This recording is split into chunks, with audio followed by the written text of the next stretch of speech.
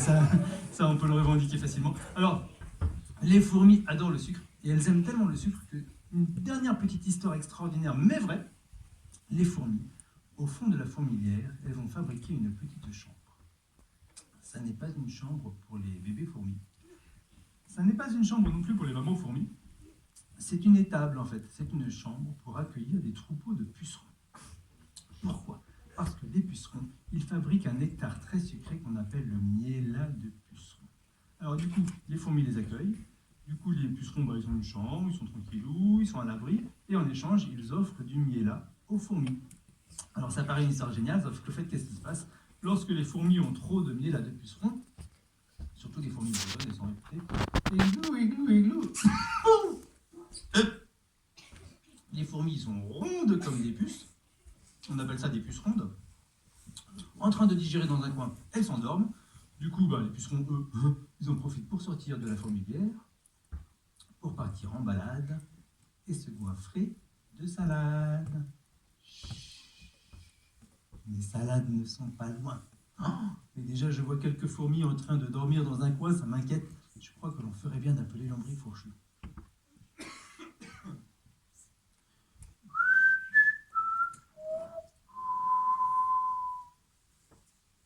C'est un code. Ça reste entre nous. Qu'est-ce qu'il y a? Non, mais faut que je regarde. Il y en a une fourmilière. J'ai bien peur que des pucerons en sortent bientôt pour venir manger mes salades. Oh, les salades. Oh, dis donc, elles sont très très chouettes, tes salades. Très réussies. Oh, la classe. Oh non, tu as raison. Ils sortent. Ils sont toute une armée. Les pucerons. Toute une armée de pucerons. Écoutez le bruit qu'ils font.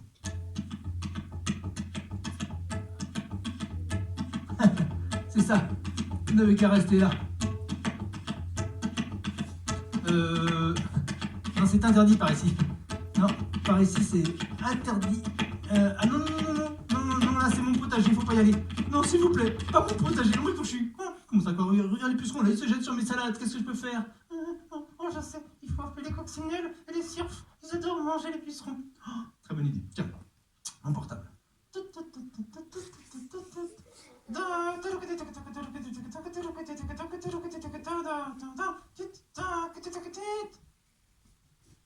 Non, ils arrivent. Oh.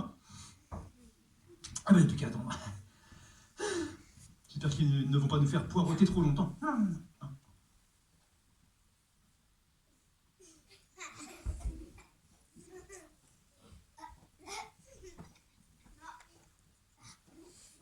Ils nous ont posé un lapin là ou quoi?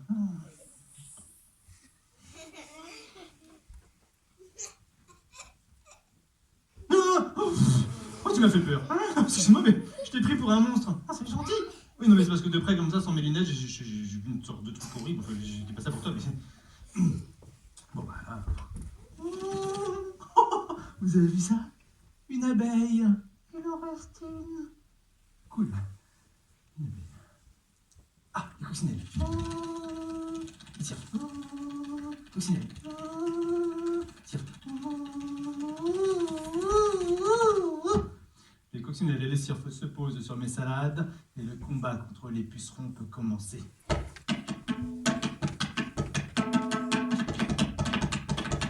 Ouh là là là là! Ouh là là là là! Eh ben ça n'a pas traîné. En 5 minutes, les cirfes font place nette des pucerons qui nous embêtent. Et tout ça sans utiliser le moindre pesticide. Puis en fait, vous savez ce que c'est, vous, les pesticides? Qui lève le doigt quand même, on a l'air de savoir. Si j'ai pas entendu encore monsieur.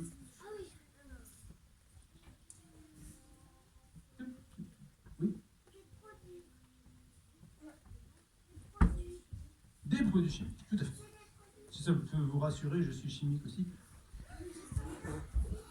Bah oui, alors, mademoiselle, ça sert à quoi ces produits chimiques? Ça sert à tuer? Mais dans quel monde on vit? C'est pas vrai.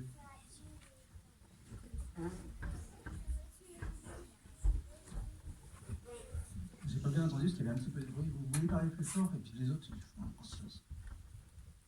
Ça tue les...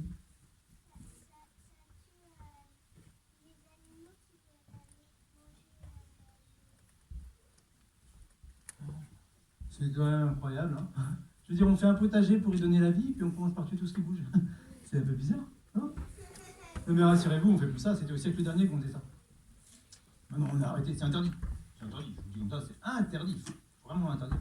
Au siècle dernier, on avait le droit, parce que bon... Je sais pas pourquoi d'ailleurs. Juste le truc, c'est un peu bizarre, parce qu'effectivement, c'est pas génial les pesticides, et pourtant, moi, à chaque fois, je pense que les pesticides, c'est le plus... J'ai utilisé, je vais vous dire, la vérité vraie, j'ai utilisé une fois des pesticides. Ça a été le plus beau jour de ma vie.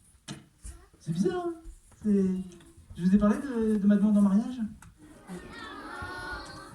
Je suis amoureux de Christine. Bah, c'est ma femme, Christine. Alors en fait, à l'époque, on n'était pas mariés. C'était au siècle dernier, j'avais décidé de la demander en mariage. Alors les gars, je vous préviens, le jour où vous allez demander votre femme en mariage, c'est super stressant.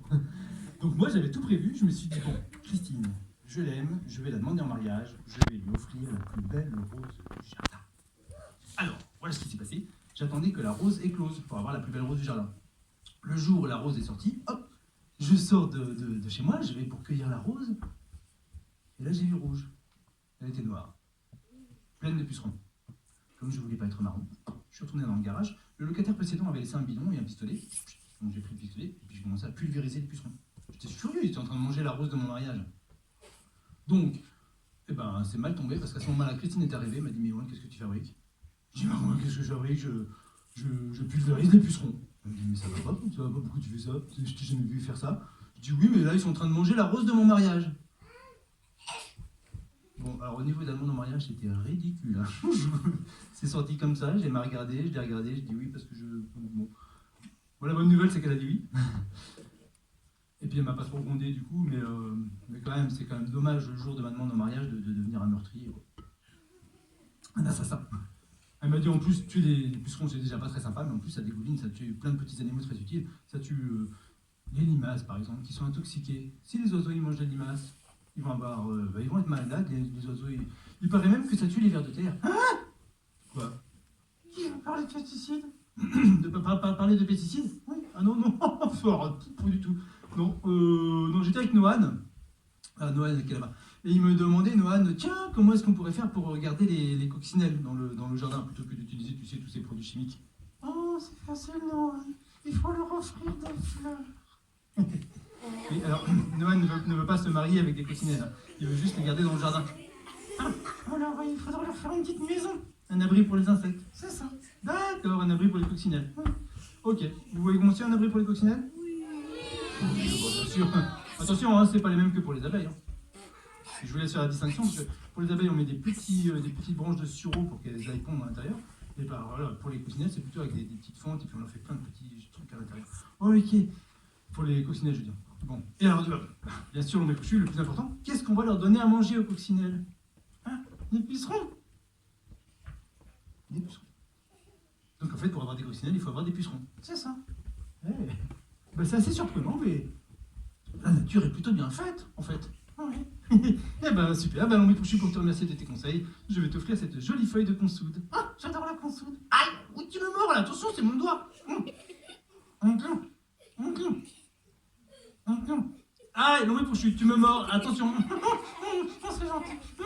Oh, l'ombre Pouchu, tu me baves dessus. C'est parce que t'es mon copain, c'est parce qu'on est copains que tu me baves dessus. C'est ça. Super agréable d'être ton copain. Il faut que je retourne travailler dans le potager. Allez, à plus.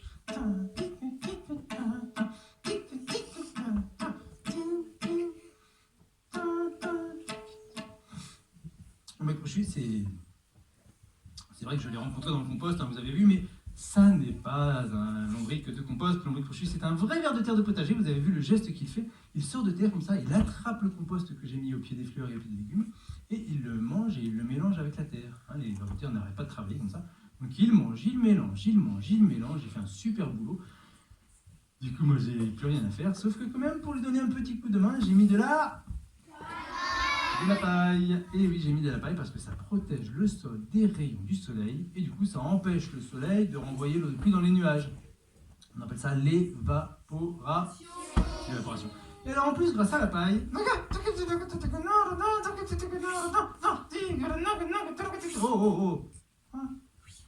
Excuse-moi, donc, je suis de m'énerver, mais tu m'as coupé la parole. Je suis désolé. C'est pas très poli. Pas très poli. En plus, tu parles tabla et les enfants ne parlent pas tabla. Ah. Qu'est-ce que tu étais en train de dire, toi? Ah bah, moi, j'étais en train de commencer à expliquer à tout le monde les avantages du paillage. D'accord, je vais le faire avec toi. Avec moi? Oui. Si tu veux. Avec la table. Et non, je viens de dire qu'il ne parlait pas tabla. On t'a qu'à traduire. Il n'y a pas le choix en plus. Bon, latidag nada, terget latidag tu nakatada. On l'a déjà dit. Oui, un mètre de la paille sur le sol empêche l'eau de pluie de retourner dans les nuages. Continuons. Datida, datitaga nada. Un paillage, ça vaut 2 arrosages. Alors c'est facile à comprendre parce que comme l'eau elle reste coincée sous la paille, et bien on arrose 2 fois moins. Vous imaginez les économies? Non? Je vous laisse imaginer. C'est énorme. Continuons. Oui. Ah bah non, il faut chier. Heureusement que tu es venu rappeler ça. C'est vrai, c'est très important. On va insister un petit peu là-dessus. Donc je vais faire la traduction. Non, il faut chier, je vais traduire.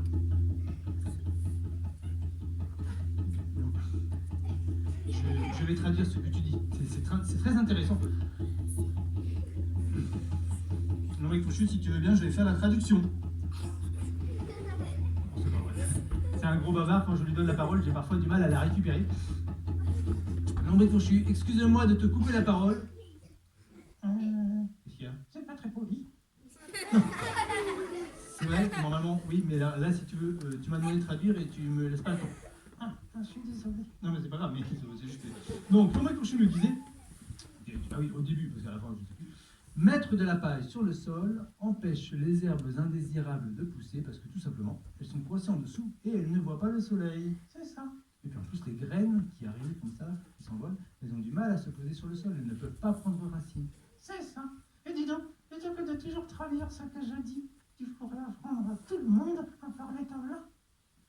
Apprendre à tout le monde à parler tabla. Oui. C'est pas si facile. Hein.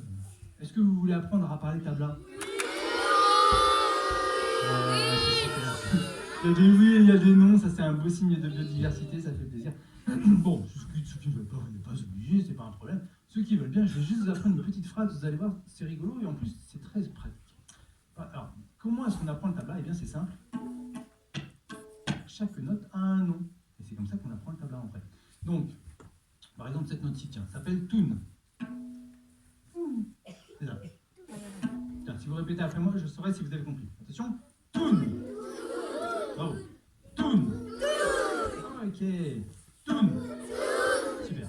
Une note un petit peu plus aiguë. Na. Ok. Na. Ouais. Qu'est-ce que ça donne ça? Oh, vous êtes super doués. Touna. Touna. Touna. Vous êtes trop fort. Ok, non mais Pochu, tu vas nous montrer une nouvelle note. T'es sûr? S'il te plaît. Tu vas nous montrer la note K. Hein? C'est que difficile à faire. Mais t'arrêtes pas de la faire. Allez, montre-la nous. D'accord. Alors attention, c'est très difficile. Alors, est-ce que vous êtes concentrés? Oui. Ok, d'accord. Alors attention. Regardez bien. Alors. Attention, c'est difficile. Alors attention. Alors, concentration. Relaxation. Yoga. Oh, ben n'en fais pas trop quand même. Allez, attention. Alors, attention.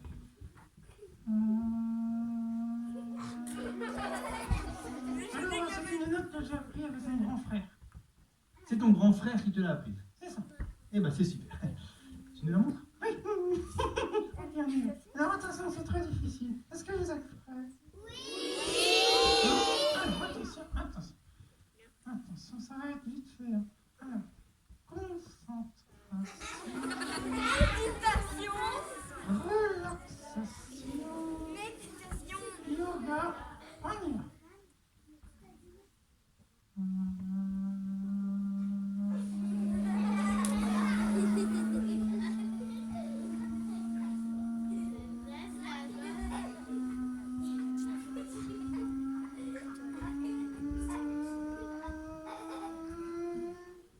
Vas-y, Lombric fourchu. Euh, Qu'est-ce qu'il y a? je suis coincé. Tu es coincé. Mais c'est parce que tu prends trop d'élan. Oui, je sais, j'ai un torticolis. Oh, c'est pas vrai. Qu'est-ce qu'on va faire? Ah, qu'est-ce qu'on va faire? Qu'est-ce qu'on va faire? Moi, j'ai bien une idée, mais ça va pas te plaire. Hein. C'est-à-dire? Moi, je compte jusqu'à 3. Ah, 1, 2, 3. oh, dis donc, oh, j'étais tout coincé. Oui, c'est parce que tu prends trop d'élan. Je sais. Bon. Est-ce que tu peux faire la note rapidos, là, s'il te plaît? D'accord, alors attention. Alors, c'est laquelle déjà? La note 4. D'accord, ok, alors c'est facile. Alors attention, attention, attention. Alors, concentration. Relaxation, yoga, on y va. D'accord, on y va. Hein. Oh, c'est pas vrai, j'ai pas vu. Si, on va dire que j'ai vu, sinon on va pas s'en sortir. Bon. C'était la note 4. Les enfants, qu'est-ce que ça donne, ça? Vous me parlez déjà tablé avant de venir, c'est pas possible. J'ai mis 20 ans à apprendre, et puis c'est bon. Bon. Tunaka. Ok, puisque vous êtes aussi doué que ça, je vais vous montrer un dernier mot. Attention. Déterré. Tunaka. Déterré. On va voir maintenant si vous comprenez le tableau. Si, malgré le paillage, une herbe indésirable arrive à pousser à travers pour aller jusqu'au soleil, tout n'a qu'à déterrer cette herbe indésirable en tirant dessus. Vous avez compris? Qui est-ce qui peut nous traduire ça en français? Putain, j'aurais pas trop entendu. Bon, bah, finalement, j'aurais déjà entendu monsieur. Oui, alors ça c'est du tabac, mais en français. Mademoiselle.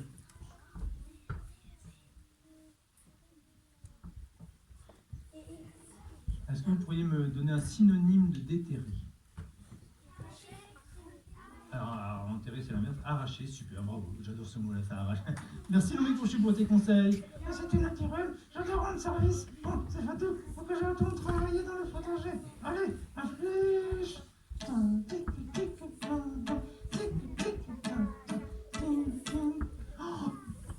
Au moment où Lombric fourchu traverse le tunnel de la taupe, qu'est-ce qu'il entend?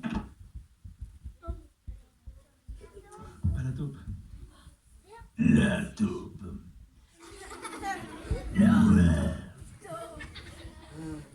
taupe. Je mangerais bien Lombric. Il paraît que la famille de Lombric fourchu est excellente. Oh là là là là, qui a dit ça? Au secours, au secours, au secours. Lombric fourchu s'enfuit. À fond les ballons. Il remonte à la surface, mais dans le ciel vole une mésange charbonnière qui cherche un bon repas. Oh non, non, non, non! La mésange pique dans le potager, mais heureusement pour Lombric fourchu, choisit pour son dîner une grosse limace bien dodue. Et tu n'es pas tiré d'affaire pour autant. Regarde la taupe, elle sort de son trou. Oh non, non, non, non, qu'est-ce qu'on va faire? Il faut appeler Ploum Ploum le chat à la rescousse. Ploum Ploum, viens nous aider! Ploum Ploum bondit, la taupe disparaît dans son trou, la mésange s'envole et disparaît dans le ciel. Lombric fourchu, mon héros, tu es sauvé. Oh, je suis fatigué. Fatigué. C'est pas possible. T'as dit à tout le monde que t'es... Enfin, j'ai dit à tout le monde que tu étais un super héros. Oh, fatigué. Ah, les héros sont fatigués maintenant. C'est ennuyeux ça. Tu veux venir te reposer un petit peu dans mes bras? Oh, c'est gentil. Oui, j'ai compris. Pas trop longtemps parce que on est quand même en plein spectacle. Je sais pas trop de se reposer pendant un spectacle. Lombric fourchu, je me suis un peu trompé. En fait, on va pas se reposer maintenant, on va attendre. Lombric fourchu, Lombric fourchu.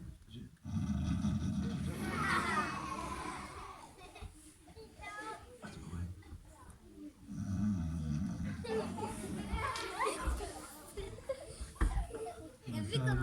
C'est la première fois que je vois un ver de terre qui scie du bois.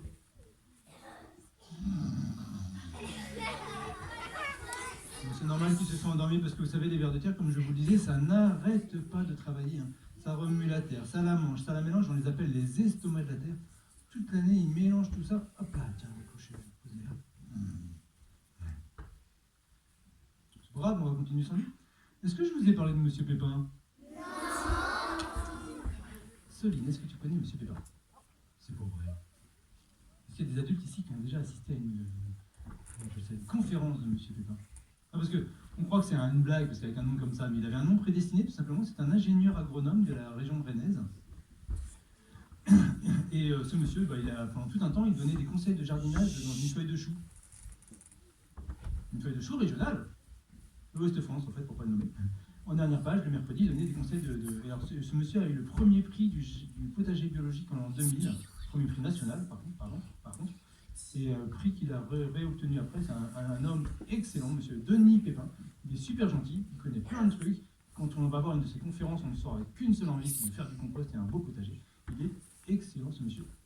C'est le premier homme que j'ai entendu dire qu'il fallait toujours utiliser la fourche bêche pour travailler la terre.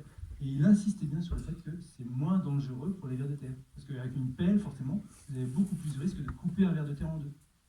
Un ver de terre coupé en deux, les enfants, ça ne fait pas deux vers de terre. Hein. Ça fait un ver de terre mort. Et c'est comme ça. Si, je t'assure, même si tu l'emmènes à l'hôpital, mais en général, ils font une grève, donc ils n'auront pas le temps de s'occuper d'un ver de terre. Cet homme merveilleux, je dis pas ça pour critiquer l'hôpital, hein, mais par contre, cet homme merveilleux, il m'a aussi appris à désherber la terrasse. Alors maintenant, à chaque fois que je fais cuire des pâtes, je récupère l'eau bouillante dans ce broc en métal et je vais illico presto, c'est-à-dire tout de suite, verser cette eau bouillante sur les mauvaises herbes qui tentent de pousser entre les dalles de ma terrasse. Vous savez faire les parents, c'est super dangereux l'eau bouillante. En 5 minutes, les mauvaises herbes sont toutes rabougries. Et tout ça, sans utiliser le moindre pesticide. Hein? Quoi? Qui a parlé de pesticides? Oh, c'est pas moi.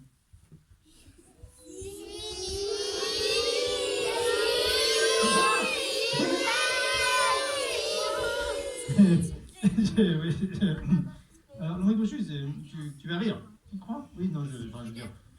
C'est vrai que j'ai parlé un tout petit peu de pesticides, mais tu vas être content parce qu'en fait, j'étais en train d'expliquer à tout le monde comment se débarrasser des mauvaises herbes, mais sans utiliser de pesticides. Ah d'accord. Alors je vais expliquer à toutes les maîtresses, tiens, comment se débarrasser des mauvais enfants, et sans utiliser la bombe atomique. Tu peux pas dire ça, il y a pratiquement que des enfants dans la salle, donc si on commence à se débarrasser d'eux, ça va être un but de cette saison. Il n'y a pas de mauvais enfants. Regardez les enfants, ils sont tous beaux, ils sont tous différents, et en même temps c'est... Voilà, c'est comme ça, c'est différentes cultures. Quand on dit c'est différentes cultures. Oui, non. Bon, c'est vrai que mauvaises herbes, c'est pas très gentil. Disons juste qu'il y a des herbes qui sont pas à leur place, là, tiens, en plein milieu de mon allée. Ah oui, et alors? Bah alors... Il a mauvaise graine. On est couché. Des copains quand même. Non. Attends, j'ai fait des efforts, j'ai pas utilisé de produits chimiques depuis le siècle dernier. J'utilise toujours la fourche bêche. T'es nul. Tu boudes la paille partout. Mon fourchu, tu boudes? On dirait que tu boudes quand même. Allez, non, fourchu. Tu sais que j'étais en train de leur parler de Denis Pépin. Denis, tu le connais? Bah oui, c'est quand même. C'est Oh, je l'adore ce gars-là, il est gentil. Oui. Je me disais bien que ça te ferait plaisir d'entendre parler de lui. Et tu sais que nous, les vers de terre, on a fait une chanson sur lui. Tu veux parler de la grande chanson des vers de terre en l'honneur de Monsieur Pépin? Tu la connais? Eh oui, parce que moi les enfants, figurez-vous qu'un soir, que j'allais cueillir des fleurs pour celle dont je suis amoureux, je suis allé au fond du jardin et j'ai entendu comme un murmure. Alors je me suis penché et j'ai écarté comme ça délicatement la paille et je suis tombé sur la grande veillée des vers de terre, en train de chanter la chanson en l'honneur de Monsieur Pépin. Alors,